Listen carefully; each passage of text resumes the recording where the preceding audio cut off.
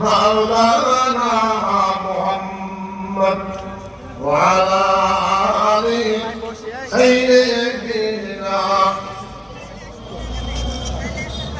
সময় হয়ে গেছে, প্রত্যেক নবীর রাজনীতিবিদ মানুষ যখন মানুষের আইন মানতে মানতে নিষ্পৃষ্ট হয়ে যায়, জুলুমে ভরে যায়, তখন ওই জাতিকে আল্লাহ পাক একজন নবী বানায় দেন। আল্লাহ পাক বলেছেন এমন কোন জাতি নাই যাদের কাছে নবী রাসূল পাঠানো হয় নাই। ওয়ালাকাদ বা'আসনা ফি কুল্লি উম্মাতির রাসূলান আন ইবুদুল্লাহ ওয়াজতানিবুত তাগুত।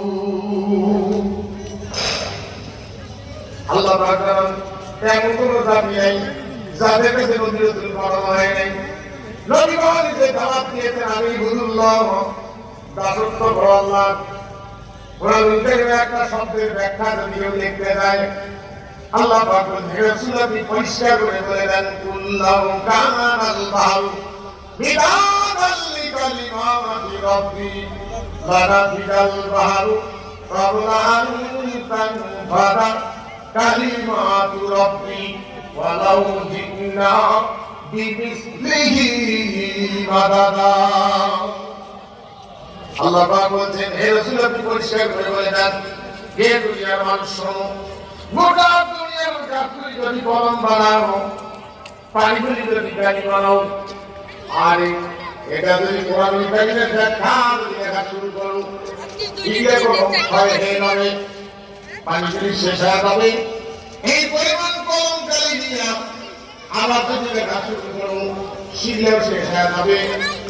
কোরআনের কারিমের ব্যাখ্যা লেখা শেষ হবে না। সেই কোরআনের অনুসারী আমরা তাই আমার ভালো করে জানান। এই জন্য প্রত্যেক রাজনীতিবিদ অরাজনৈতিক নবী একজন নিয়ে আসে নাই। নবীদের রাজনৈতিক জীবন তারা বাদ দিয়ে দেয়, নামাজ কালাম রোজা পড়ে, আর মানুষের তৈরি গায়ের পানি খেলা করে।